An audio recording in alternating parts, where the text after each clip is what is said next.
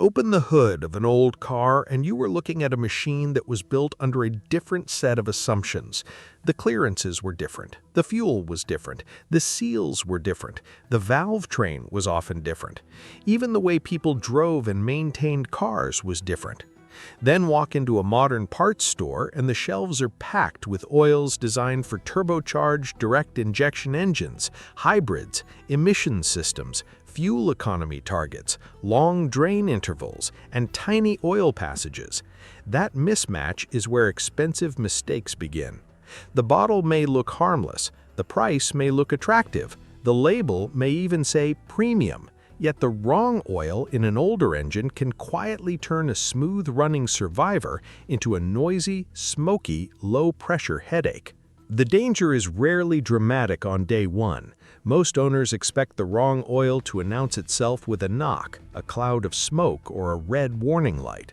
More often, it works like a slow leak in judgment. The pressure gauge reads a little lower at hot idle. The lifters sound a little sharper after startup. A flat tappet cam loses a little more protection every time it meets the lifter face. Sludge moves from a corner of the pan into a passage it should never visit. A catalytic converter on a later classic gets fed chemistry it was never meant to digest. By the time the owner notices, the argument has moved from "what oil should I use" to "why did this engine wear out so fast?" The first oil to keep out of an old engine is the bargain bottle with an obsolete API category, especially SA, SB, SC, SD, or other long-retired ratings. These are the oils that sometimes hide on lower shelves in convenience stores, discount outlets, gas stations, or dusty rural hardware aisles. The bottle may say motor oil in large print, and the warning may appear in small print. API lists SA as an obsolete category with no additives and warns that it is unsuitable for most gasoline engines built after 1930. API also warns that SB, SC, SD, and other retired categories are unsuitable for many later gasoline engines and may lead to poor performance or equipment harm. PQIA has documented obsolete oils still appearing on retail shelves, including products labeled for engines from eras far older than most cars people actually drive today. That matters because an old American V8 from the 1960s, a straight six from the 1970s, or a family sedan from the 1980s is old in emotional terms, yet it still needs real additive chemistry. It needs detergents to hold contamination, dispersants to manage deposits, anti-wear agents to protect loaded surfaces, and oxidation resistance so the oil can survive heat. An SA oil can look like tradition to someone who believes older engines need old-style oil. In reality, it can be closer to lubricating history than engine protection. Unless a very specific pre-war application and maintenance plan truly calls for that kind of product, it has no place in the crankcase of the old cars most owners are trying to preserve. The second oil to avoid is ultra-low viscosity oil, used just because modern cars use it. Oils such as 0W16 and the newer ultra-thin grades appearing with late-model efficiency standards were created for engines designed around that viscosity. Pennzoil states that 0W16 is specifically designed for engines requiring that grade and is unsuitable where SAE 5W20 or thicker grades are required. API also identifies GF6B as applying only to 0W16 oils, while modern API SQ and GF7 discussions reflect the industry's move toward even lower viscosity oils for newer engine designs. An old engine does not become more advanced because a thinner oil is on sale. Many older engines were built with bearing clearances, oil pump capacity, lifter design, and operating temperatures that expected a different oil film at running temperature. A tired small block with loose clearances does not benefit from oil chosen for a hybrid that shuts off at traffic lights. A vintage pickup that spends its life idling in summer heat does not need the same oil strategy as a compact engine engineered for corporate fuel economy targets. The second number in the viscosity grade matters because it describes the oil's behavior when the engine is hot. Pennzoil's own guidance says that owners should avoid using a thinner SAE grade when the manual calls for a thicker one. The third oil to avoid is the random, modern, resource-conserving passenger car oil when the engine has a flat tappet valve train, high spring pressures, or a freshly rebuilt cam and lifter set. This needs care because modern oil is not automatically bad. API states that newer gasoline oil categories include performance properties of earlier categories and can service older engines where previous categories were recommended. That is an important fact. Yet many older performance engines live outside the calm conditions assumed by a normal late-model commuter car. A flat tappet camshaft creates a severe sliding contact point between the cam lobe and lifter face. When spring pressure rises, when break-in was imperfect, when the cam is aggressive, or when the engine spends time at high load, the margin gets thinner. The old car world often talks about zinc, meaning ZDDP, because that chemistry became associated with cam and lifter protection. PQIA explains that ZDDP has long served anti-wear, anti-oxidation, and corrosion inhibition roles, and that high ZDDP oils are often marketed for older engines with flat tappet lifters. PQIA also notes that phosphorus limits in current passenger car oils were introduced to protect catalytic converters, and that some vintage and muscle car owners prefer oils with higher ZDDP where converter life is not a concern. The mistake is grabbing the cheapest modern 5W20 or 5W30 on the shelf because it carries a current rating, then pouring it into a cammed big block, an older pushrod V8, or a rebuilt engine with flat tappets and stiff springs. That oil may be excellent in the car it was formulated for. In the wrong old engine, it may have the wrong viscosity, the wrong additive balance, and the wrong mission. A stock, mild, well-broken-in engine may live a long life on a quality modern oil of the correct grade.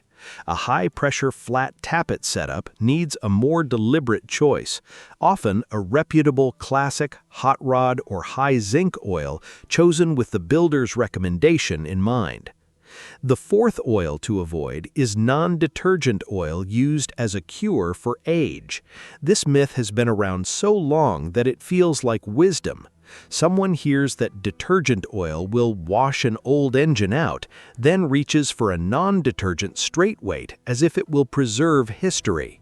There are narrow exceptions in very old engines, certain splash-lubricated designs, or machines that were maintained from new on non-detergent oil and lack a full-flow filtration system.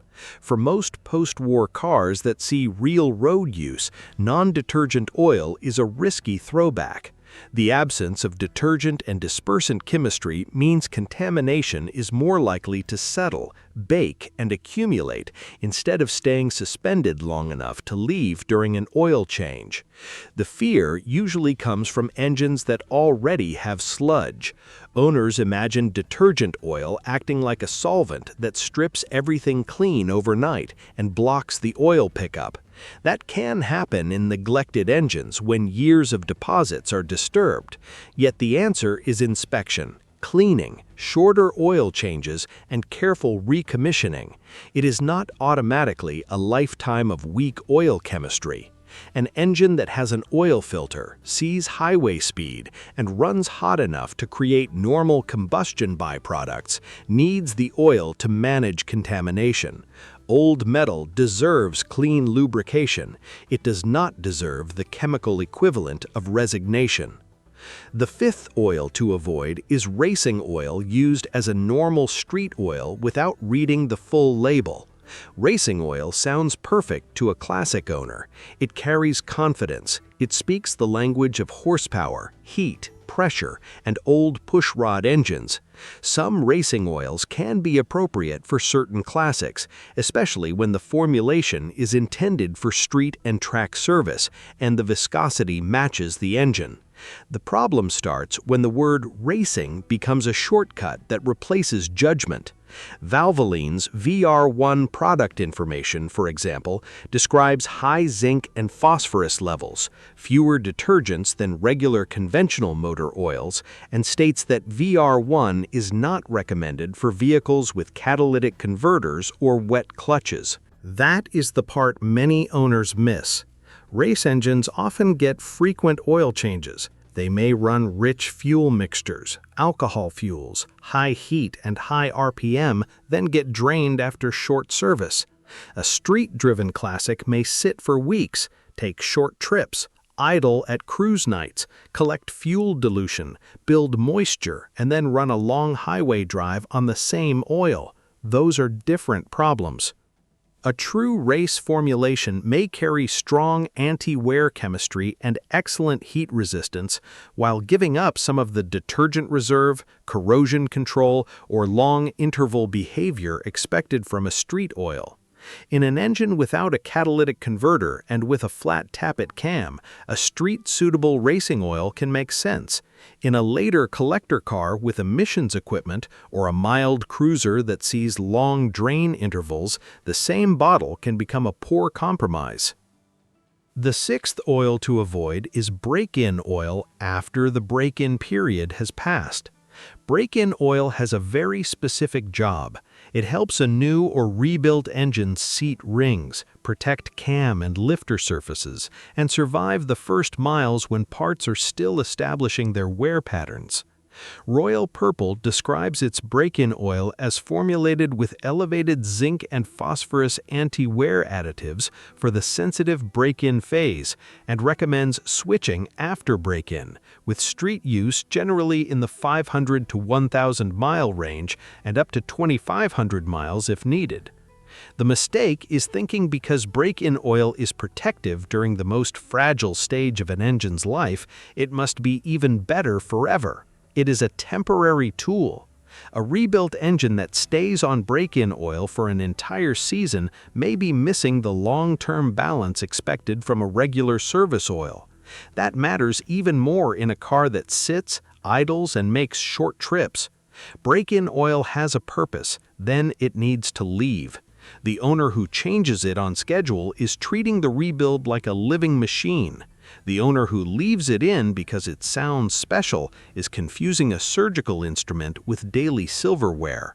Behind all 7 mistakes sits the same pattern. People choose oil by rumor, nostalgia, price, or one word on the bottle. Zinc, racing, synthetic, diesel, classic, high mileage, heavy duty. Those words can help, yet none of them is enough. The oil that protects an old engine has to match the engine's design, wear level, camshaft type, bearing clearances, operating temperature, climate, emissions equipment, and how the car is actually used. A car that takes 20-mile weekend drives in Arizona heat may need a different strategy from a low-mileage survivor started twice a month in Michigan. A stock 1987 sedan with a catalytic converter is a different case from a 1969 muscle car with a rebuilt flat tappet cam. A pre-war engine with no modern filtration lives in a different world from a 1990s collector car that still expects API quality markings. There is another trap worth clearing up. Synthetic oil is not automatically the villain in an old engine. Many older engines can run synthetic oil if the viscosity and specification are correct, the seals are healthy, and the engine is mechanically sound. Synthetic oil can expose leaks that were already there because it flows well and cleans effectively, yet it does not create a bad gasket out of thin air. The real question is compatibility, condition, and purpose. A loose, worn engine that leaks from every seam may be happier on a conventional or synthetic blend classic formula in the right viscosity. A clean, rebuilt engine may benefit from a high-quality synthetic after break-in. The label alone cannot make that decision. The safest approach begins with the owner's manual, then moves to the engine builder if the engine has been modified. After that, the bottle needs to be read with suspicion and respect. Look for the API service category. Look for the viscosity. Look for the words about catalytic converters. Look for whether the oil claims a recognized specification or simply makes a broad promise. API's licensing program exists to help identify oils that meet defined performance requirements, and API says its monitoring program tests licensed oils and verifies that marks are displayed properly. A well-chosen oil will not rebuild worn rings, restore a wiped cam, or fix 60 years of neglect. It will, however, stop the owner from creating a new problem while trying to save a few dollars. In the old car world, the cheapest quart can become the most expensive part on the shelf. The wrong oil can turn into a camshaft, bearings, a converter, a teardown, or a car that loses the trust it took decades to earn. The next time that old engine is warm and idling, listen closely. The sound is more than nostalgia. It is metal moving on a film thinner than most people ever imagine, relying on chemistry that no one can see from the driver's seat. The right oil gives that machine a fighting chance. The wrong oil asks it to survive on a guess. And old cars have already survived enough guesses. If this helped you look at that next oil change with sharper eyes, subscribe to the channel before you close the hood. The people who keep these cars alive are the ones who learn before the damage starts.